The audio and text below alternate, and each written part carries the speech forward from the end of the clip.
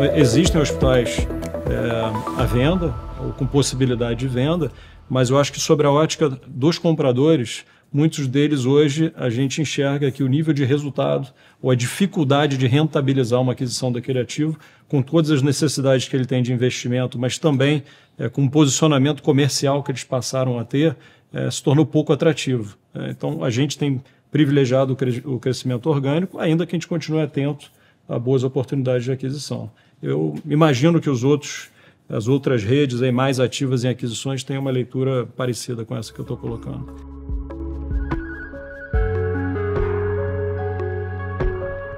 Olá, meu nome é Rafael Barbosa e eu sou o CEO da Bionexo. Bionexo é uma empresa dedicada à transformação da saúde através de tecnologia. Mas nós sabemos que nem só a tecnologia transforma a saúde, também a educação e o conhecimento. E também as parcerias como essa que a gente tem o prazer de apresentar para a nossa comunidade, a parceria com a ANAP na construção do ANAP Questiona, uma série de entrevistas e conteúdos exclusivos que nós vamos compartilhar com vocês. Sejam bem-vindos.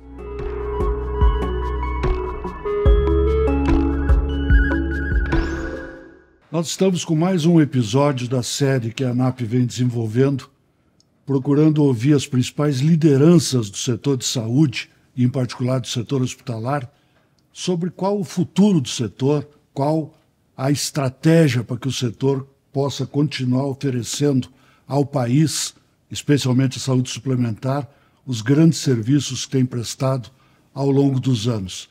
Essa é uma parceria que temos com a Bionexo, uma empresa conceituada do setor e que hoje nos permite trazer uma das figuras que, apesar da juventude, é uma das figuras mais respeitadas desse setor. O melhor elogio que eu já ouvi a respeito dele, e é um elogio recorrente, parece um elogio muito simples, mas que me parece expressar muito bem o que o setor pensa dele.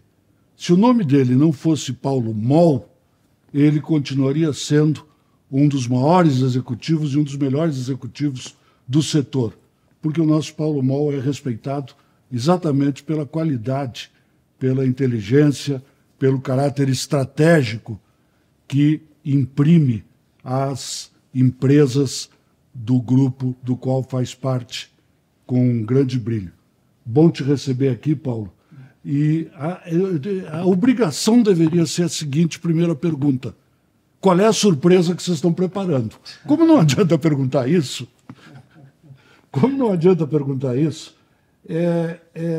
eu vou tentar te provocar num primeiro momento com o seguinte: esses últimos 10 anos foram inacreditavelmente transformadores. Quando você pensa os próximos 10 anos, onde você imagina que o mercado de saúde suplementar está indo? Se a gente pular para 2034, onde é que você imagina que a gente vai estar? Bom, primeiro, prazer estar com vocês aqui, Brito. Obrigado pelos elogios, aí, pelas palavras. Não sei se eu mereço tantos elogios, mas vou pegar o link aqui da entrevista e vou mostrar para minha mãe que ela vai ficar satisfeita de ver. Bom, falando sobre... É difícil, né, projetar 10 anos, né? Se há 10 anos atrás tivesse me perguntado onde é que ia estar o setor hoje, onde é que ia estar a nossa empresa hoje, dificilmente eu conseguiria descrever todas essas transformações que ocorreram. A gente também não procura fazer planos assim tão longos, né? A gente vai observando. Claro que fazer investimento em hospital, né, construir hospitais em especial, ou mesmo adquirir, são investimentos para sempre, né? E os retornos, né, num hospital construído são retornos normalmente de mais de 10 anos, né? Se você considerar o prazo de você prospectar um terreno, de você fazer um projeto, ser aprovado, de você construir, ter o retorno do capital. Então, aquilo é um comprometimento de muito longo prazo. Mas, assim, as grandes mudanças de posicionamento, de estratégias, né? No nosso caso, nunca teve nos planos para ter um investimento numa seguradora, foi... algumas mudanças de mercado e uma oportunidade que a gente viu naquele momento, e um movimento que acho que trouxe muitas opcionalidades no nosso posicionamento, ainda que a gente se veja claramente como uma empresa prestadora de serviços médicos que investiu estrategicamente numa seguradora, mas sem mudar o nosso foco, o nosso DNA como prestador de serviço. A gente tem à nossa frente aí muitos investimentos, a gente tem uma visão clara aqui, ainda que eu tenha dificuldade de escrever todos os cenários e tudo que possa acontecer daqui para 2034, algumas coisas eu acho que a gente tem um nível de convicção mais alto e por isso a gente está pautando alguns dos nossos investimentos nessa direção. A gente entende que o país precisa de uma infraestrutura hospitalar mais moderna, com escala, sejam hospitais de rede como os nossos, ou mesmo hospitais individualmente, quando a gente olha, a gente ainda tem uma realidade de um tamanho médio de hospital no Brasil de 60 leitos. A gente tem, nos últimos 10 anos, 500 hospitais, entre os que abriram e os que fecharam, 500 hospitais foram reduzidos aqui da oferta dentro do setor privado. Isso mostra que a gente tem muitas estruturas que têm dificuldade, seja por falta de escala, de capacidade de diluir seus custos, de poder de barganha na compra com seus fornecedores, estruturas que também tendo muita dificuldade de sobreviver. E o investimento em hospital vai se tornando um investimento cada vez mais tecnológico, né? A parte de equipamentos ela vai se tornando cada vez mais importante dentro do componente de investimentos. Eu lembro que os primeiros hospitais que a gente construiu, 80% do que a gente gastava era a parte de terreno e a obra civil, e 20% equipamentos médicos. Investimentos mais recentes, em especial nos nossos hospitais com a marca Star, isso já se tornou 50-50, às vezes a parte de equipamentos médicos sendo até maior do que todo o outro investimento.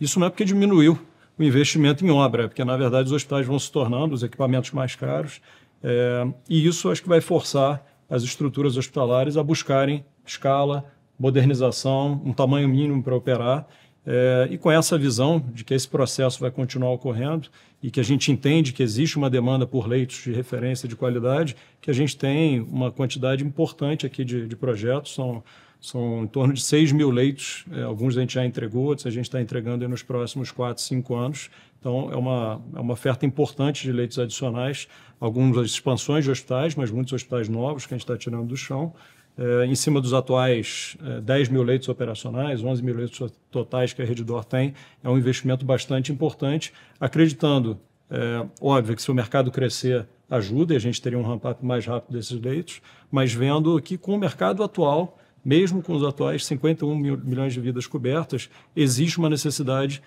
de hospitais de referência nesses locais que a gente está ou crescendo os hospitais ou passando a ofertar algum hospital com uma das nossas marcas. No período pré-pandemia, a gente teve uma verdadeira corrida de aquisições. Aí veio a pandemia, vieram circunstâncias diferentes de mercado, e aí eu não me refiro à Redditor especificamente, eu digo às redes. O boom das aquisições passou, existe ainda um espaço. Como é que você conceituaria o que ainda existe de crescimento por aquisições? De fato, hoje, o número de oportunidades ele é, na nossa visão, mais limitado. A nossa própria atividade de aquisições, eu diria até que você falou que antes da pandemia ela chegou a entrar um pouco por dentro da pandemia. 2020 foi aquele ano eu acho que ali do auge da pandemia, do entendimento, né, até onde aquilo iria. 2021 começou numa grande expectativa de que a pandemia teria ficado lá naquela primeira onda, e aquele talvez tenha sido o momento do ápice ali das aquisições. Mesmo na Redditor foi um ano muito ativo, né? A gente fez o nosso IPO no final de 2020. 2021 a gente adquiriu 17 hospitais. Eu diria o que mudou é que alguns dos grandes ativos disponíveis deixaram de estar disponíveis, hoje fazem parte, já foram adquiridos, fazem parte dos grandes grupos. Agora, se você olhar o perfil das aquisições que a Redditor fez ali em 2021 nesses 17 hospitais, foram hospitais que, de forma geral, né, alguns maiores, alguns menores, mas hospitais de tamanho intermediário, mas com potencial na nossa visão. Muitos dos hospitais que precisavam de investimentos, né, precisavam de mais tecnologia, precisavam reposicionar, mas em áreas que a gente entendia que tinha bastante potencial. Hospitais com esse perfil, hoje, fruto da crise do setor, fruto das dificuldades que as operadoras tiveram por diversas razões, e fruto de uma grande renegociação que foi feita com a rede credenciada, esses hospitais com esse perfil, de uma forma geral, eles se tornaram menos atrativos para aquisição. Então, existem hospitais à venda, ou com possibilidade de venda, mas eu acho que, sobre a ótica dos compradores, muitos deles hoje a gente enxerga que o nível de resultado ou a dificuldade de rentabilizar uma aquisição daquele ativo, com todas as necessidades que ele tem de investimento, mas também com o posicionamento comercial que eles passaram a ter, se tornou pouco atrativo. Então, a gente tem privilegiado o crescimento orgânico, ainda que a gente continue atento a boas oportunidades de aquisição. Eu imagino que as outras redes aí mais ativas em aquisições tenham uma leitura parecida com essa que eu estou colocando. Você acabou de referir que a Redditor e se vê como uma rede fundamentalmente prestadora de serviços, que numa estratégia, em parte criada pelas situações de mercado, levou a uma operação específica de aquisição de uma operadora.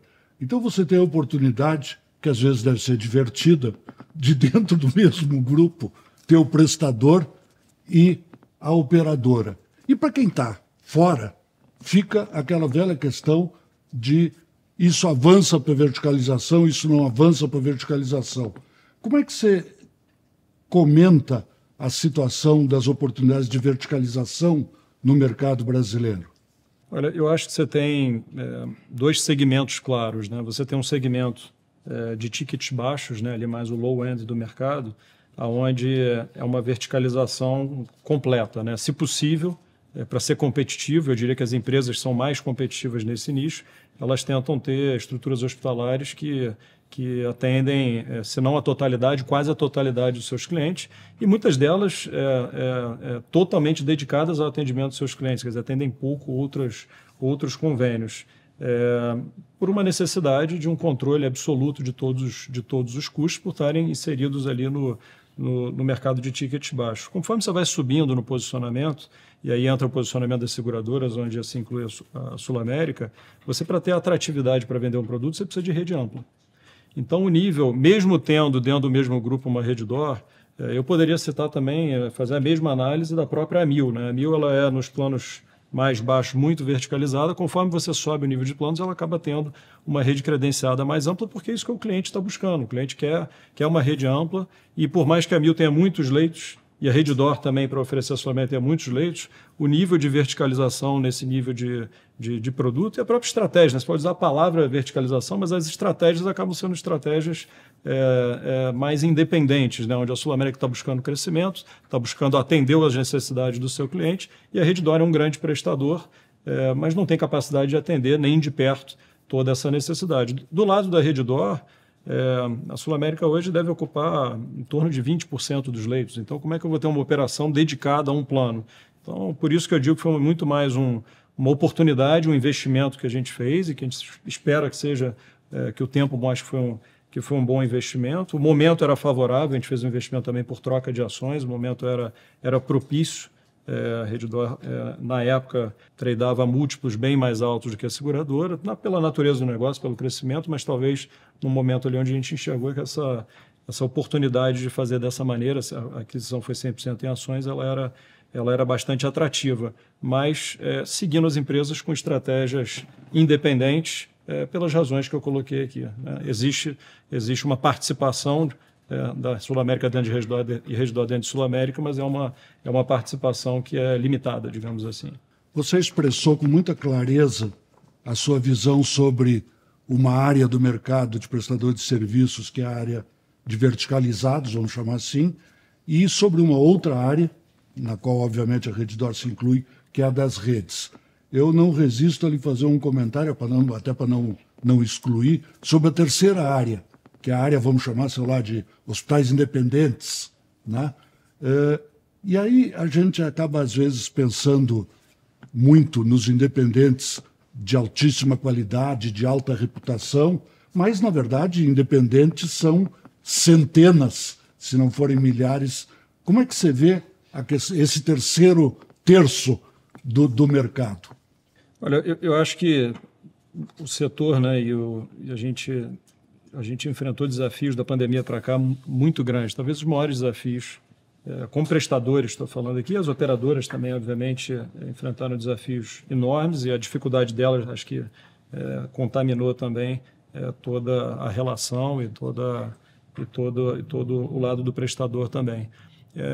o que eu vejo é, se para os grandes grupos tem sido desafiador, para quem tem uma operação independente, esse desafio é maior ainda. Porque não tem a mesma capacidade de acessar capital, o custo de capital é mais alto, não tem a mesma diluição de custo. Quando eu olho para dentro da Rede D'Or, meu custo administrativo, quer dizer, tudo que a gente chama de corporativo, back-office, custa menos de 4% da minha receita. Se eu tivesse um hospital só, mesmo com todo o conhecimento de gestão e busca por eficiência, seria impossível rodar 4%, talvez o número médio de mercado seja até acima de 10% para estruturas independentes. Então, quando você não tem essa capacidade de diluição de custos de acesso a capital, quando você não tem a mesma escala para fazer compras, o seu desafio de gestão e de entrega de resultados se torna um desafio muito maior. Eu acho que o reflexo disso a gente vê até nos próprios números, até a ANAP divulga, das margens que a gente vê, as margens EBITDA, que eram as margens pré-pandemia, que são as margens atuais. E acho que o trabalho desses gestores tem sido um trabalho heróico, de manter as suas instituições oferecendo ainda boa qualidade e mantendo as suas estruturas de custo sob controle para manter eficiência e um resultado que possa perpetuar essas estruturas. Mas, certamente, as que têm, mesmo sendo independentes, sendo um hospital único, um porte um pouco maior, tem mais facilidade do que essas de pequeno porte que a gente comentou, essas estruturas até 60 leitos, nessas realmente sendo independentes e tendo menos de 60 leitos, a não ser que seja um nicho muito específico de mercado, existe uma dificuldade muito grande de se manter equilibrado. Mas eu olho, vou te falar até com admiração para esses gestores que conseguem, sem fazer parte de rede, sem ter essas alavancas aqui para a criação de valor e para controle e eficiência dos custos, conseguirem manter suas instituições com um nível de rentabilidade mínimo para conseguir operar e investir e mantendo a qualidade, obviamente, do serviço para os pacientes. Né? Eu queria migrar para um outro assunto que, na verdade, na minha opinião, é o assunto. Tá? Colocado de forma bem simples, você tem um país onde todo mundo gostaria de ter plano de saúde e quase ninguém tem recursos, sejam pessoas ou empresas, para pagar por planos de saúde mais qualificados. O gestor das operadoras ou o gestor dos hospitais vive nessa tensão. Ele é demandado por qualidade e ele tem dificuldade para viabilizar a sustentabilidade da oferta da qualidade. Como é que você vê esse desafio do Brasil? Como é que a saúde suplementar escapa dessa coisa de, em 10 anos, ficar rodando só nos 51 milhões de beneficiários, a população querendo cada vez mais plano e podendo, infelizmente, não podendo pagar?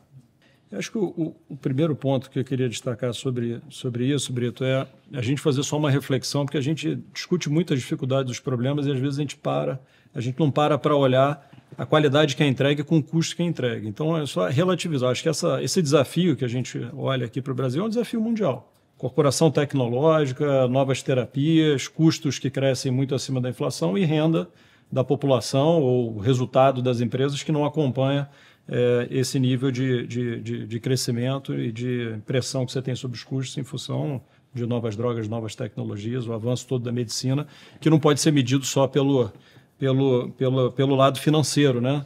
Muitas vezes você está agregando um custo, mas você está aumentando a longevidade. Acho que essa é um dos grandes resultados que o setor de saúde entrega ao longo das últimas décadas em termos de crescimento de longevidade no mundo inteiro. Mas quando a gente olha o custo que a gente tem no plano de saúde no Brasil, a gente deve estar falando de talvez 80 e poucos dólares por mês, com cobertura de todas as doenças e com uma facilidade, um nível de acesso, uma qualidade dos serviços, acho que muito alta. Tem reclamação, o setor tem queixas, os hospitais, às vezes a espera da emergência, as queixas aos planos de saúde, mas os números são muito grandes, né, de atendimento. E quando a gente faz um paralelo com o que se vê lá fora, acho que um bom exemplo é quando a gente vê os amigos brasileiros ou familiares quando vão morar fora do país. Muitos deles mantêm seus tratamentos aqui. Usam aquelas 2 semanas que vêm passar férias aqui para ir ao médico, para os serviços de saúde, porque falam que, olha, para eu acessar o mesmo serviço fora, não tem a mesma qualidade, eu tenho dificuldade de agendar. Enfim, eu acho que a gente tem que ter orgulho também do que a gente está entregando aqui como nível de serviço, Óbvio que tem problemas, óbvio que tem os desafios, mas eu acho que quando a gente se compara com qualquer país do mundo, em termos de custo-benefício, eu acho que a gente entrega muito com um custo ainda bastante competitivo.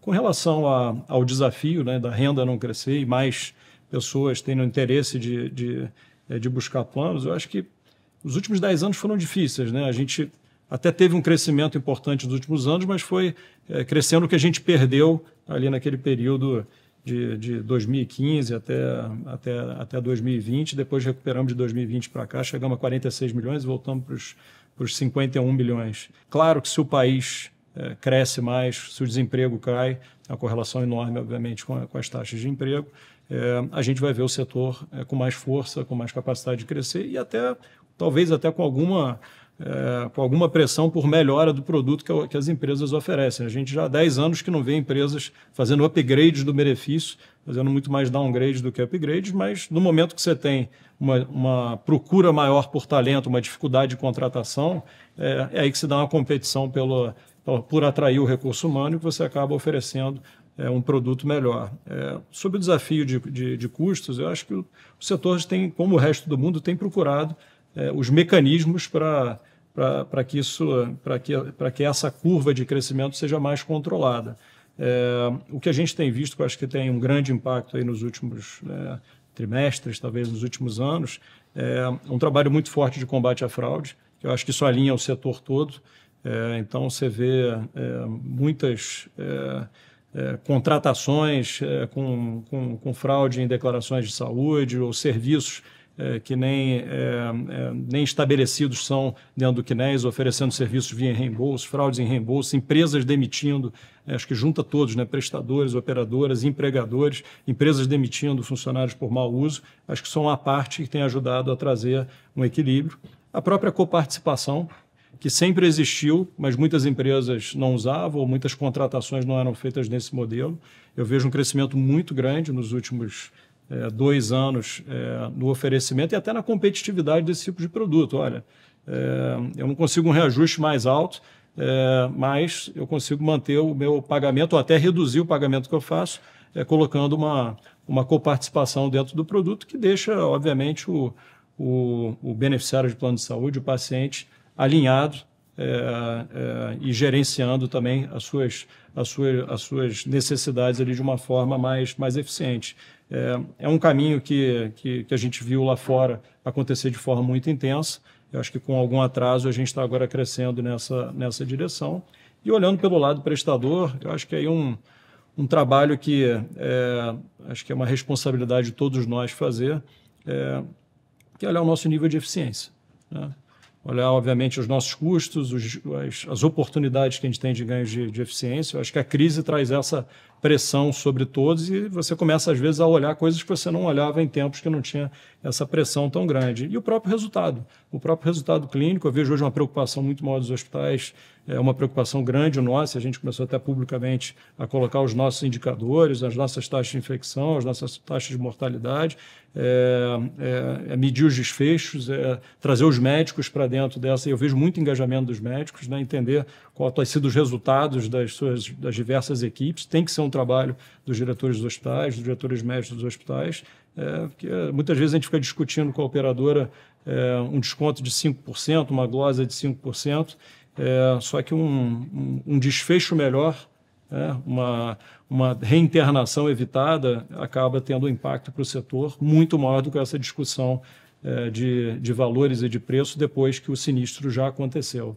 Então, acho que esse conjunto de ações, algumas talvez mais evoluídas e outras que estão são mais complexas, eu acho que estão evoluindo dentro do setor, acho que elas vão trazer oportunidades. Eu acho que todos nós, né, de hospitais estamos vendo hoje um nível de empacotamento, né, pacotes cirúrgicos muito maior.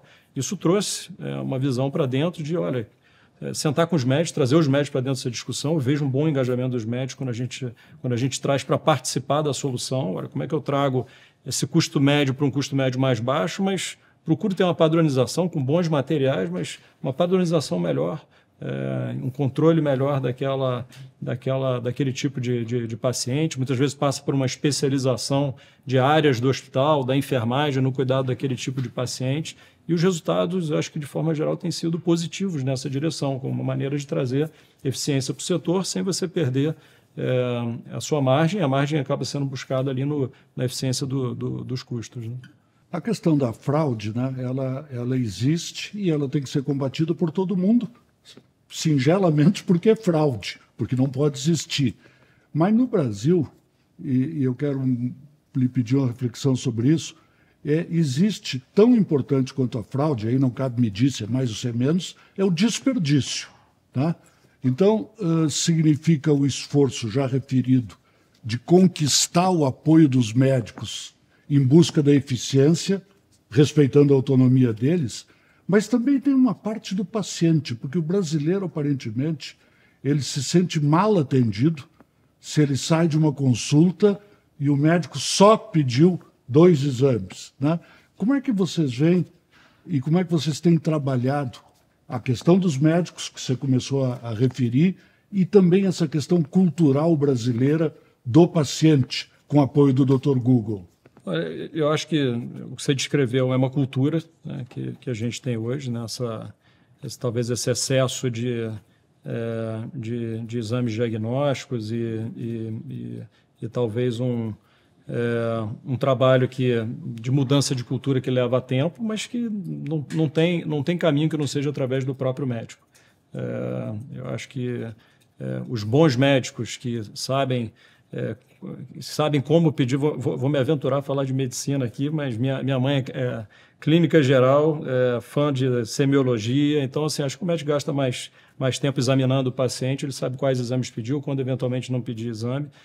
A gente tem um desafio grande com o tamanho do setor, com o tamanho da quantidade de médicos que a gente forma hoje, mas a mudança, eu acho que da cultura do paciente, ela só acontece se a gente conseguir que esse seja um trabalho feito através dos médicos, conscientizando essa população e tendo tempo de explicar que se no caso dele não é pertinente pedir exames, isso é uma boa notícia, o exame clínico foi suficiente e a discussão do caso ele foi suficiente para uma tomada de decisão.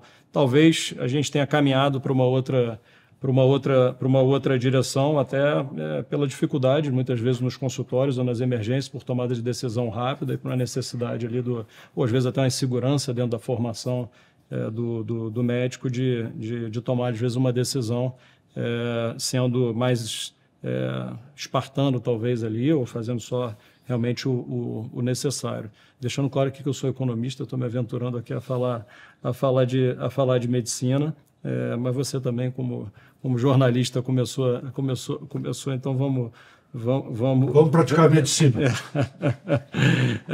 Não temos nosso CRM aqui, mas temos muito tempo já de setor para comentar.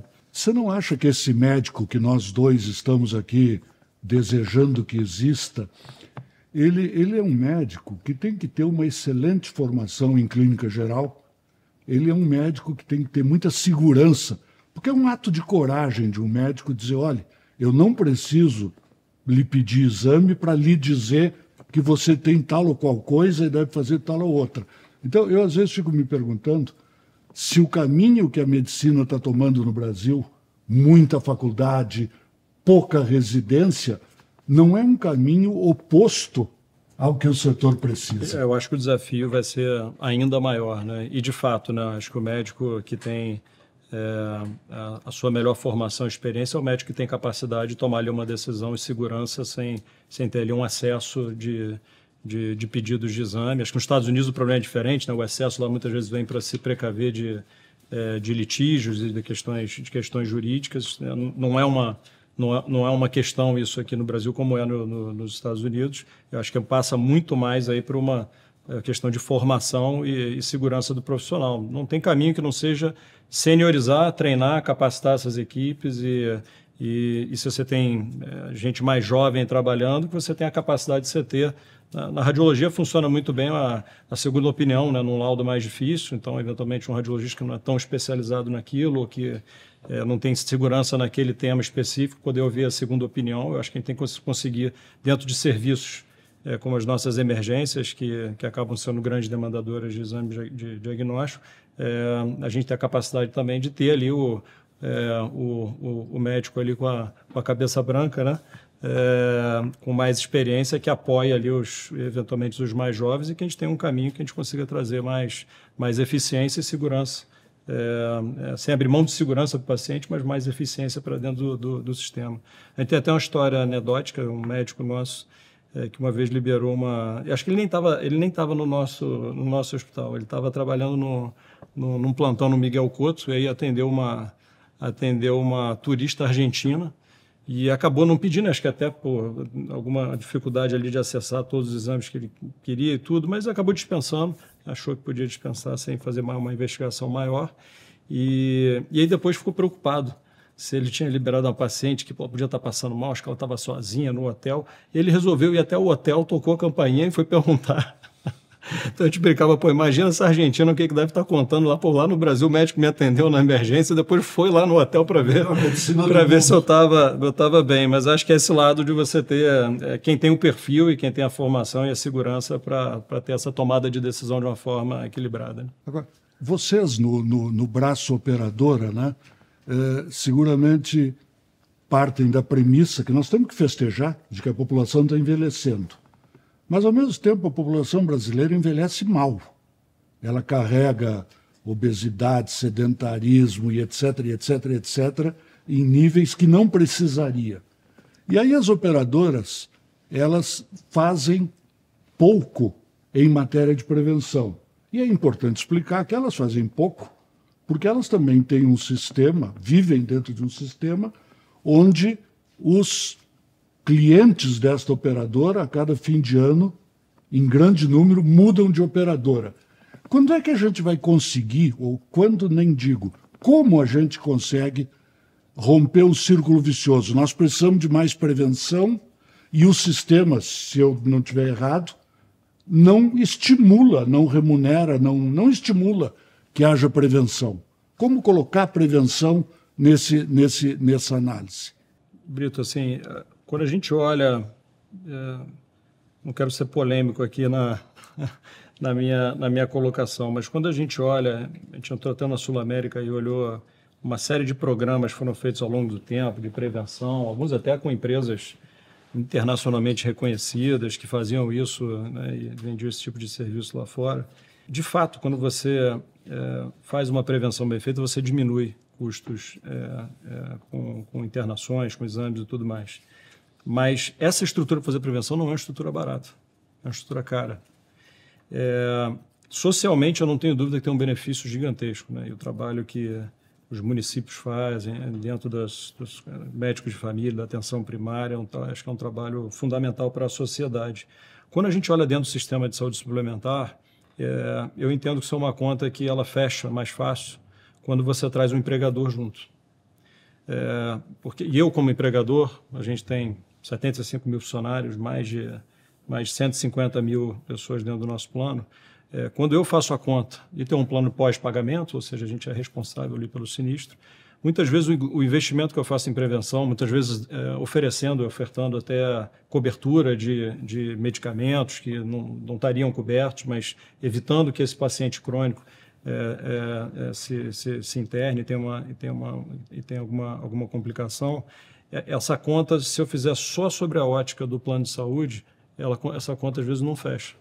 Quando eu olho a redução do absenteísmo, a produtividade daquele funcionário, aí essa conta fecha com mais folga. Então, acho que isso é uma das razões, quando a operadora olha, fora a questão que você colocou da rotatividade, mesmo que seja numa base, né, mesmo que seja uma base mais estável de pacientes, como talvez sejam até os planos individuais, é uma conta que toda essa estrutura de prevenção, às vezes, ela acaba custando o que você economizou. E o ganho, e talvez os incentivos a olhar só a operadora não sejam suficientes para montar grandes programas, mas com a participação, e a gente tem visto isso cada vez mais, e acho que esse é o caminho, com a participação dos empregadores, que no final do dia são os grandes financiadores do sistema, aí sim eu acho que tem uma equação que fecha e que pode ser um caminho. De novo, eu como empregador já venho fazendo isso há muitos anos com resultado, e a gente vê muitos empregadores indo nessa mesma direção. E mesmo se for um plano pré-pagamento, olha, mas isso daqui eu tenho benefício de ter uma redução de absenteísmo, eu tenho um benefício, e o benefício, obviamente, aos pacientes e social. Mas pensando sob a ótica dos números ou dos incentivos de quem paga essa conta, eu acho que a gente vai ter que olhar essa conta sendo financiada pelo conjunto, né? Porque o benefício não está ficando só na redução de sinistralidade, né? O benefício vem do ganho de produtividade, da redução dos absenteísmos. E esse pedaço ele é importante para financiar esses custos de investimento em prevenção. Claro que a gente está falando de uma forma muito genérica aqui, prevenção. Existem áreas e programas que têm um resultado muito mais rápido e óbvio, e isso, a maior parte das operadoras tem esse programa. Estou falando de fazer um programa mais robusto, isso eu acho que é necessário trazer todos os elos da cadeia. A gente já palpitou junto sobre medicina, agora eu vou palpitar sozinho sobre economia. Não, a brincadeira à parte é o seguinte.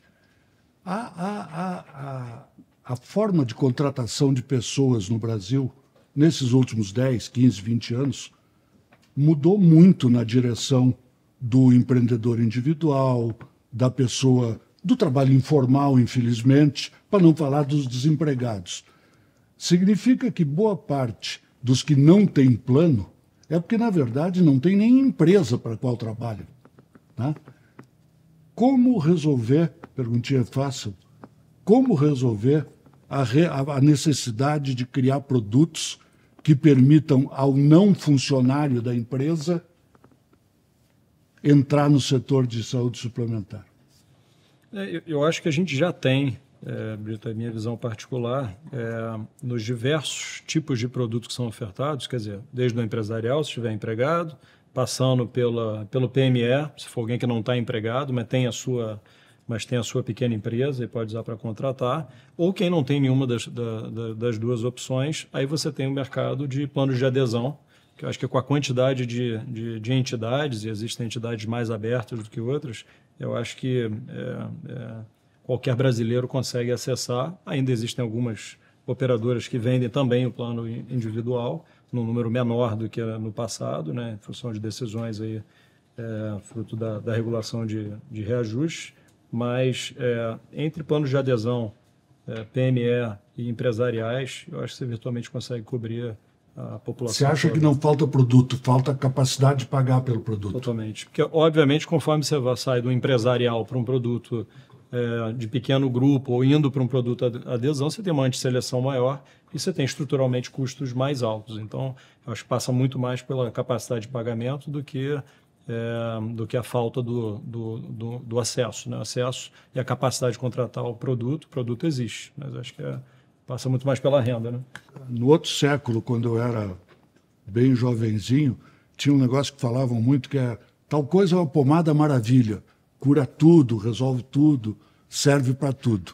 Eu, quando ouço e leio alguns artigos sobre telemedicina, com todo respeito, eu fico me lembrando um pouco da coisa da pomada maravilha, porque ela é vista e ela é espetacular, mas talvez ela seja vista como solução para tudo. O que realmente a telemedicina no Brasil pode fazer e ela está fazendo? Quando a gente fala dessas questões de novos serviços, eu lembro de um case bem interessante que tem em Nova York. Eu visitei a empresa, que chama CityMD. Essa empresa, a tese dela era: vou montar clínicas para atendimento de urgência, não da altíssima complexidade, mas da baixa complexidade. E eu vou cobrar $200 para o atendimento, e um atendimento de emergência nos hospitais lá de Nova York custa $1.000 para o atendimento. Então, vou fazer uma grande redução de custos. As operadoras credenciaram e ela foi crescendo. Ela montou 100 unidades ali pelo estado de Nova York. Foi um grande sucesso. Só que a conveniência, a facilidade de acessar o serviço fez com que as operadoras, depois de um tempo, analisassem que a minoria dos casos eram casos que iriam para uma emergência. Nesses, existia realmente uma economia. Mas eu acho que sim, 70% dos pacientes que passaram a usar esse serviço, eles não estavam lá nas emergências, porque eles olhavam e falaram: bom, o que eu tenho aqui não é tão grave, vou ver se eu melhoro, espero o dia seguinte, ou ia depois só numa consulta médica, alguma coisa mais simples. A partir do momento que ele tem na esquina da casa dele ali um médico à disposição para fazer para fazer esse atendimento de urgência, o nível de utilização explodiu. Então, eu acho que a gente tem o mesmo desafio quando a gente fala de uma oferta de serviço novo como a telemedicina. Eu acho que uma parte do que ela traz, certamente traz conveniência para o cliente. E o cliente vai gostar de ter e vai passar a utilizar. Agora, uma parte do que ela vai ofertar vai tirar cliente que talvez desnecessariamente tivesse indo uma emergência e vai resolver um problema. Uma parte vai resolver problemas de pacientes que estão à distância, que não teriam como acessar um serviço de saúde. Eu acho que aí é um ganho importante, né? Alguém que está longe. Agora, uma parte importante é nova utilização, pela facilidade, pela comodidade. Então, eu acho que sobre a ótica de dar conveniência e atender melhor o cliente, eu acho que a telemedicina é uma grande solução, assim como uma grande solução para esses pacientes que não teriam como acessar o serviço. Sob a ótica de redução de custos no setor, eu acho que ela pode ter, por um lado, uma redução, onde ela está solucionando esses casos que a gente comentou, e por outro, você tem alguma nova demanda acontecendo ali. Acho que talvez o efeito combinado disso não seja de uma redução tão importante, pelo menos não é o que a gente enxerga em números consolidados. Você tem, pelo tamanho da Redditor e pela sua circulação, condições de responder uma pergunta, e eu faço essa pergunta porque me parece que há uma injustiça em relação à avaliação que se faz da gestão dos hospitais. Você diria, isso, controle de ciclo de receita, busca de redução de custos, maior eficiência, etc. Você diria que, na média, os hospitais brasileiros são bem administrados, estão melhorando? Que nota se dá, brincando com a expressão, como é que se avalia a questão da gestão? O que você sente, você que é uma pessoa super preocupada com gestão, em relação à forma como o sistema privado, suplementar, vem sendo gerido? Roberto, eu vou bater na mesma tecla. Eu acho que a gente tem, de uma forma geral, gestores muito melhor capacitados do que a gente tinha há 20 anos atrás, ou mesmo há 10 anos atrás. Eu acho que existe um amadurecimento grande. Não importa o tamanho da instituição, ou mesmo nas capitais ou no interior, você vê uma evolução clara. A própria uso de tecnologia, né? Há pouco tempo atrás, mesmo talvez há 10 anos atrás, mesmo aqui dentro da ANAP, a gente vai ver muitos hospitais ainda com uma informatização muito limitada. Então, hoje, as informações estão mais à mão, você tem gestores mais capacitados. Agora, aonde eu acho que está o maior desafio é na falta de escala. E aí você não pode culpar o gestor. Talvez alguém que tenha capacidade de coordenar ali os rumos estratégicos da instituição na busca de escala, porque certos ganhos você só vai ter se você tem uma diluição de custo maior, né? Eu tenho, dentro da Redditor, um CFO para 73 hospitais. Eu tenho um diretor jurídico para 73 hospitais. Uma área que roda a folha de pagamento para 73 hospitais.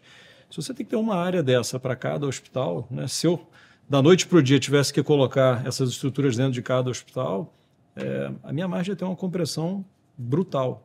Então, acho que esse é o grande desafio. Acho que, por melhor que sejam mais capacitados hoje os gestores e os hospitais hoje com mais dados, indicadores, mais informação à mão, teve uma evolução muito grande também dentro dos sistemas de controle, mas o desafio de operar isso com eficiência, sem uma capacidade de diluir custos, é muito grande. A gente está se encaminhando para o final, e esse é um assunto que, na verdade, permitiria horas e horas de conversa, mas eu não queria encerrar sem oportunizar que a gente lhe ouvisse sobre essa questão que ficou simbolizada no autismo, mas que, na verdade, é muito mais ampla do que isso. Ou seja, há um crescimento extraordinário de despesas com determinadas terapias, há uma imprecisão sobre, afinal, o que deveria, o que não deveria ser feito, há uma extraordinária judicialização, e a minha sensação é de que, na medida em que a gente está debatendo errado sobre esse assunto, quanto mais faz debate, mais se afasta de uma possível melhor solução. Como é que você acha que a gente, e eu estou dizendo a gente, não são as operadoras, não é a Redditor, é como é que o Brasil, o Brasil tem que enfrentar essa questão que ficou simbolizada, repito, pelo autismo, mas que obviamente não se limita a isso. Eu vou responder com o que a gente está fazendo, que eu acho que esse é o caminho. A partir do momento que você tem essa cobertura e, obviamente, tem uma pressão importante nos custos em relação às outras terapias, a gente começou a ver um nível de indicação que a gente começou à distância a questionar se eram todas boas indicações e começou a ver muita fraude também, né? Fraude via reembolso, fraude, verdadeiras quadrilhas montadas em cima dessas estruturas. E o caminho que a gente está, obviamente, a fraude a gente combate, como você colocou, o setor acho que se junta em torno dessa troca de informação e atuação, enfim. Agora, a gente está vendo como uma solução mais definitiva a gente construir as próprias clínicas e oferecer e controlar os serviços. Então, a gente procurou e está montando uma série de clínicas para ofertar o melhor serviço possível dentro dessas diversas áreas que a demanda cresceu muito, contratando os melhores profissionais, e estamos vendo que esse é um caminho onde a gente está conseguindo oferecer um serviço muito melhor, e as famílias ficando, aonde a gente já inaugurou, as famílias estão tendo um serviço muito, muito melhor do que eles tinham antes, com equipes muito mais capacitadas, com infraestrutura muito boa, e com a indicação correta. E isso está trazendo, eu acho, um equilíbrio dos custos, e é o que todo mundo quer, dar o tratamento certo a quem precisa, o melhor tratamento, mas, obviamente, olhando pelo equilíbrio do setor e evitando indicações desnecessárias. Assim, na clínica que a gente abriu, a gente tem uma série de clínicas sendo abertas, mas a que a gente já abriu, que já está sendo um sucesso ali em Santo André, a gente avaliou muitos casos onde o diagnóstico estava errado. Muitos casos, com uma equipe de altíssimo nível, de super referência no Brasil. Então, a gente imagina que é isso que a gente vai encontrar conforme a gente cresça essa nossa estrutura da oferta desses serviços. A gente vê que tem algumas outras redes oferecendo também e operadoras montando suas estruturas próprias. Eu acho que isso é um caminho, desde que feito com alta qualidade e como consequência disso, um controle dos custos através da indicação correta. Eu acho que é o caminho do equilíbrio, né? Normalmente é um caminho da moderação, do caminho do que a gente traga, entender as necessidades da população, dos pacientes, mas olhar que a gente fazer da forma correta, a gente vai trazer sustentabilidade. Eu queria agradecer muito e registrar que seguramente quem não conhecia o Paulo pode ter aí em 45 minutos uma boa ideia da qualidade de gestor e da boa cabeça de economista e administrador. Te agradecer muito, Paulo. Agradecer em nome da Bionexo, que nos ajuda nesse projeto, e desejar que a gente possa ter outras conversas. Muito obrigado. Eu que agradeço, foi um prazer estar com vocês aqui.